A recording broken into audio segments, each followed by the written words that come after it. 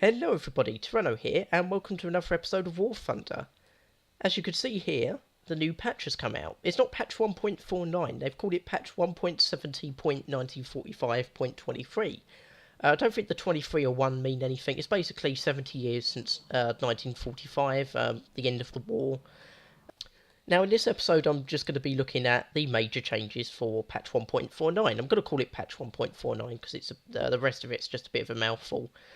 This isn't going to look at every single change, but this is going to look at all the major ones. I'll be linking to the patch notes in my dev server episodes where I looked at the content in greater detail.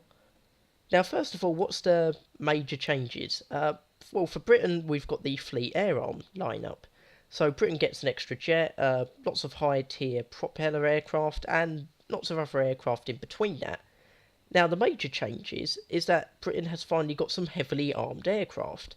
Britain does have 20mm cannon-armed aircraft, but they tend to be 2 cannons and mostly machine guns, unless you're going down the Tempest line. But the Fleet Air Arm aircraft do seem to be much more heavily armed. You know, even from after the Sea Hurricane Mark 1B, it's basically 20mm cannons only, right up until the Seafires. Then it sort of goes to the traditional Spitfire, 2 cannons and a bunch of machine guns.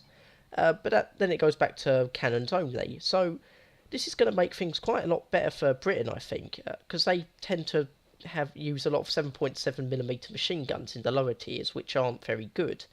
But the cannon-armed aircraft seem to be lower battle rating.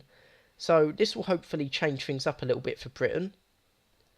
If we look at Japan, they didn't actually get that much. They got a J2M2, which is a new fighter, which I did think was a bit under-tiered. I still think it's under-tiered and too low a battle rating compared to the stats. It's faster than all the planes before and above it, or immediately before and above it. And it did seem quite manoeuvrable when I tested it. They've also got a new bomber, the Ki-21. Now this is a more sensible start off for the Japanese, because at the moment they get the H6K4, which is it's a float plane and it carries quite a lot of bombs, 800kg bombs, or 2 of them. Whereas this is more of a, more sensible start off. It carries less bombs, but it's a tier 1 plane, so it did seem a bit weird. It sort of jumped to massive bomb loads, like for their first bomber.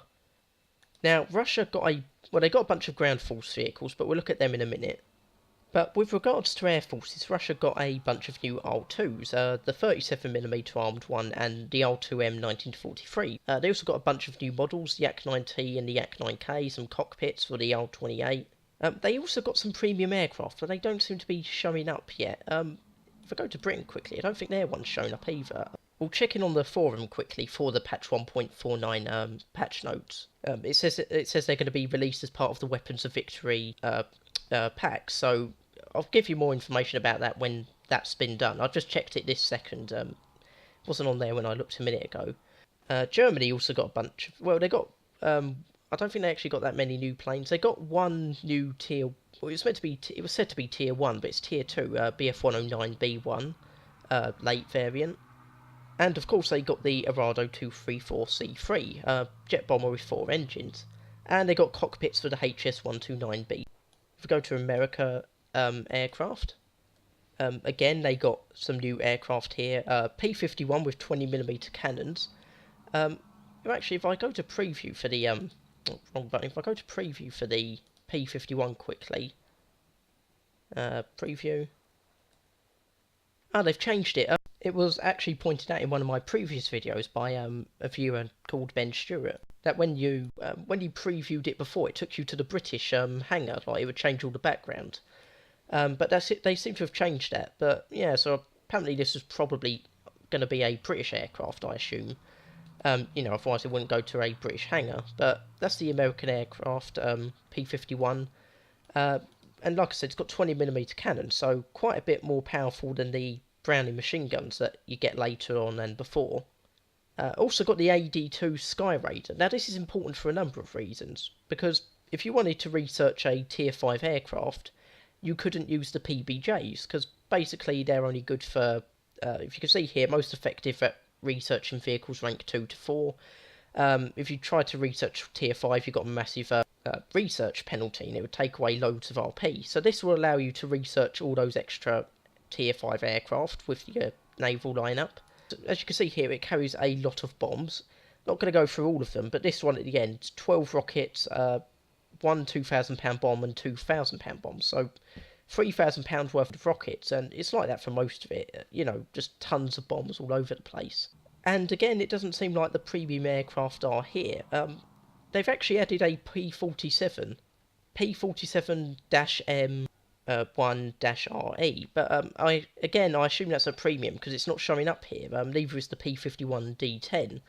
The other major changes in ground forces, America got its tank destroyer line, and it looks very good. I'm looking forward to unlocking all of these. You can see I'm going back and unlocking some of the earlier tank destroyers. There's been a few complaints about the T-95. Oh, it's going to be overpowered. Everything's going to get destroyed by it. I don't know how true that's going to be. I remember the same stories about the mouse, and they sort of dropped off after a few days. But we'll have to see how that works out. I mean, the patch only came out a few hours ago. But there is also a new vehicle, the rocket launcher T-34 Calliope. I'll quickly show you it. I'll test drive it as well in a minute. 9,000 Golden Eagles or so, 9,740, and a battle rating of 4.3. Now, I test drove this, and it's okay. I'll show you what I mean. I'm just sort of scanning through it so you can get a good look at it. Show the armour. As far as I'm aware, it's normal armour. It's got a 75mm gun. You can see the rocket launchers. They're not exactly well armoured, so it's not like you're going to have some glitches with them bouncing everything. I haven't actually tested it in game, like in an actual match, because I don't own it. As far as I can tell, crew's the same, 5 crewmen. But I'll quickly show you how it works out in a test drive. So here we are with the Sherman Calliope. Fire a shot from the normal gun at the Panzer II.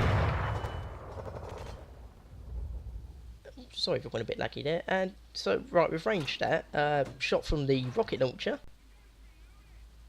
Oh, it's not firing. Right, I've got the control setup worked out. I did have it worked out earlier, but... So there, we've hit a Panzer IV. Now fire a rocket. Yeah, you can see they don't particularly go very far. I'm having to aim up all the way up here just to get a rocket vaguely in the right place, and they're not too accurate. I mean, I'm actually hardly looking at the target now. I don't actually know whether I'm hitting or not. I'm having to zoom so far up. Of course you can fire lots of them at once. But of course when they do hit, they do very good. You can see that it took a lot of rockets to actually hit, but we blew the tank to pieces. You can sort of see how many rockets you've got left by looking at the tubes. Oh, sorry if it's gone laggy again, but it's not exactly the best way of doing things in the middle of battle, and you do have to look at some from a bit of an angle. While we're here, I'm going to see how much damage this does to a mouse, because we've blown up a Panzer IV with it, so we know it can deal with that. When I test drove it earlier, I blew up a Panther from the side, so we know it can deal with them sort of tanks if given a good shot. But I'm just going to pause it while we go up to the mouse. So here we are near the mouse. I've also had to just change some of my sound settings. I don't think it was recording the sounds properly. Get a bit nearer. So, yeah, it doesn't work against the mouse, unfortunately. Usually when a new vehicle comes out, I test it on the first few vehicles, and then I drive straight up here just to see how it does against the mouse, because that just seems to be my benchmark for if something's any good or not, or how well something can be. See if I can get a shot in it from the rear. Can we? Oh, so we took out the horizontal turret drive, vertical cannon drive, gunner, loader and commander.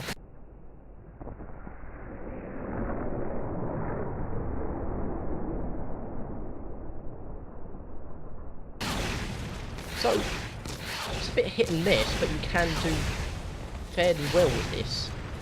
But you can also see there was an updated damage model type thing.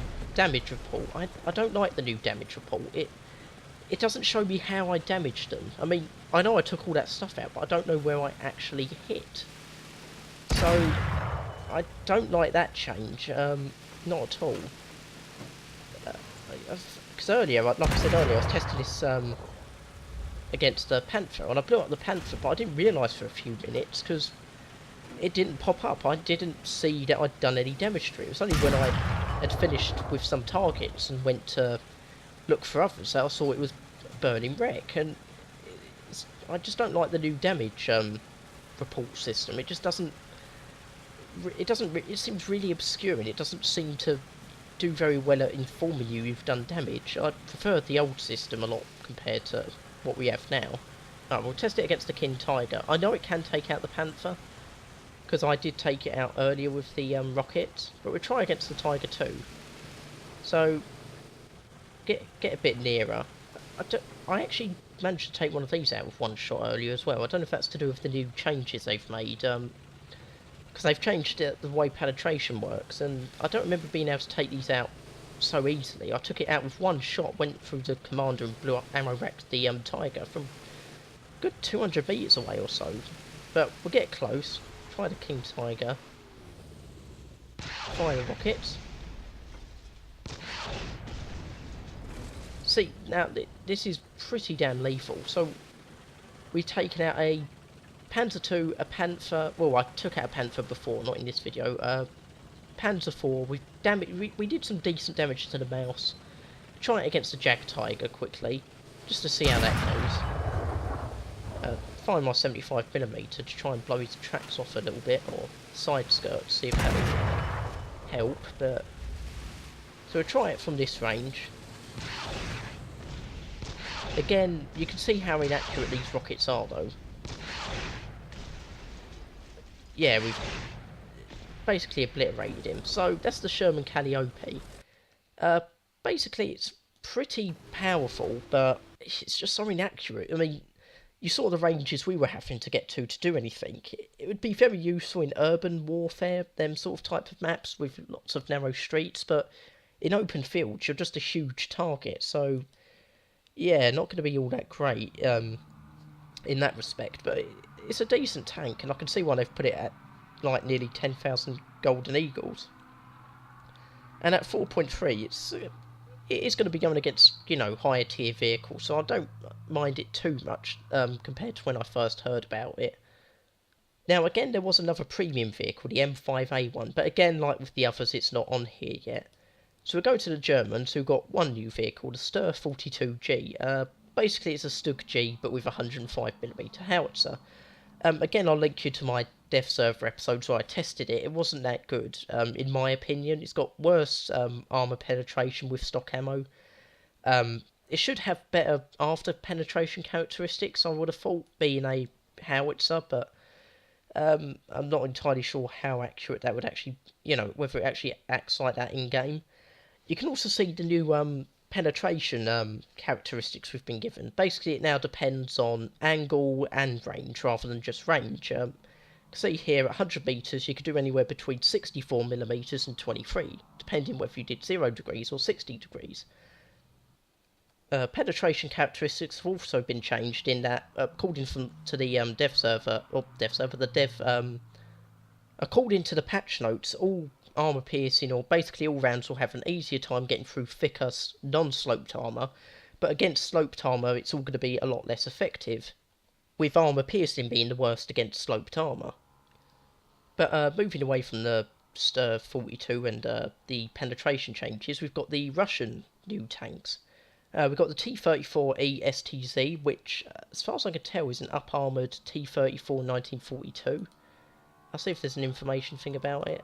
But again, I'll link you to my dev server episode where I did take a look at it. But yeah, you can see a bunch of armour's been sort of welded on, over 15mm thick over the 45mm thick armour. There's some gaps, of course, around like the hatch and stuff. How thick is the hatch? That's about... oh, well, that's 75 anyway, so that's not going to make too much difference. And there's a few other places where you can get through the extra armour, but again, they're quite sloped anyway, so it's not going to be too much of a difference. I don't know if any armour's been bolted on around the sides. It's hard to tell. But basically, this is an up-armoured T-34. So, yeah, it's going to be harder to destroy, but it doesn't seem to have that many improvements. It has the same guns as the one before it, so yeah, it's not going to be too different there. Now, there's been some quite big changes with the T-54s in regards to ammo. They got two new shots. The T-54 1951 and 49 both got the CBM-8. You can see penetration characteristics between 312 and 97 at 100 metres. The 1951 got the CBK though, which is heat, high explosive anti-tank, which can do between 350 and 174 at all ranges. So 300 and yeah, what was it? 350 for the heat round.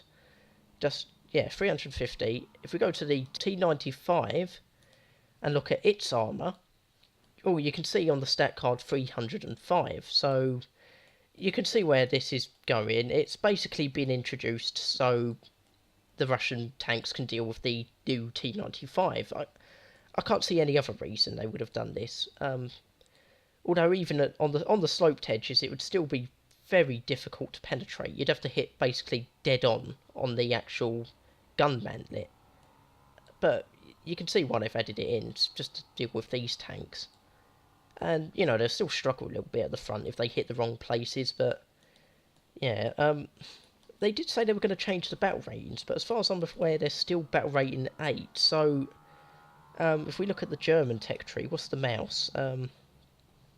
So, coincidentally, that's also a battle rating of, well, not coincidentally, but that's a battle rating of 8, and it's going to be going against tanks that can do 300mm penetration. The mouse, if we look at that quickly, so here's the mouse. Yeah, it's going to be quite easy to penetrate with the heat rounds. There's armor piercing discarding sabot is going to be a, you know, bit. It's not going to be as effective, but it's still going to have a really good chance of punching through that armor. So I'll show you the T-54 1949 just to show. Yeah, it's got the CBM, but not the CBK or the heat round. The Russians also got a few other tanks. They got the Su-122-54. You can see there it's got the CBK-10 with even better penetration, 400mm, and the CBM-7, 312mm at 100 metres again, at 0 degrees.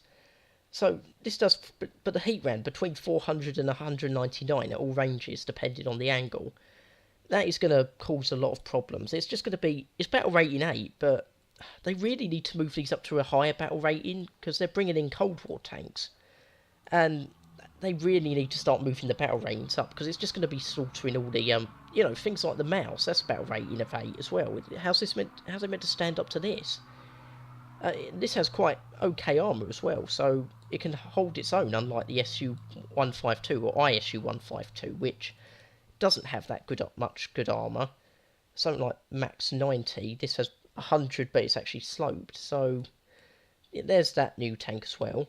Also got the 4M Gaz AAA. It's basically a Gaz already in the game, but with 4 machine guns rather than a 25mm cannon. Again, there were a bunch of premiums, but they haven't been added yet. The T-34-85E, an IS-2 and an Su-76, and an Su-57, basically a half-track with a 57mm cannon on it. So what other changes were added? Well, we're going to have to actually go to test flight for this. We'll go for the British Fleet Air Arm, because apparently they've got a new test flight map. And we'll use the Sea Hurricane, because I haven't test flown that yet. But we're going to quickly test the new damage model, sort of, and the crash landing mechanics, as well as the X-ray view for aircraft, which has just been added in. So here's where the Fleet Air Arm will now take off. When it said a new specific test flight, I thought it would get its own map, but apparently it just means taking off from an aircraft carrier. So if we press the right button, we can see we've now got the new X-ray view. Now, of course, I'm not being shot at, so I can't actually show you how it changes, but obviously it will change to like green and then yellow and then red, depending on damage. And you can see everything here. You can see your guns, your wind spars, your engine, your pilot. Presumably you can see your gunners as well in bombers. Well, I'm pretty sure you can see your bombers when bomber gunners when I tested it earlier. We're just going to try testing the crash landing mechanics, because again, these have been changed. Just let you look inside the Sea Hurricane's cockpit as well. So we're gonna, sorry about the water effects, don't know why that keeps happening, but we're gonna get over this town and test land, or test crash landing. So we're not gonna use our gears, obviously, because otherwise we're not really testing the crash landing mechanics. Just gonna slow ourselves down, so if we go too fast it will just kill us, and we don't want that, because we can't actually see any changes. Now, props aren't showing up as a thing that can be damaged for some reason. I don't know if they're going to change that in future, or because it only gets damaged in crash landings. So you can see there we hit the ground, and you can see parts of the plane have changed. The engine's now red, and the end of the wing has gone yellow and blackish, so presumably that wing has been quite damaged.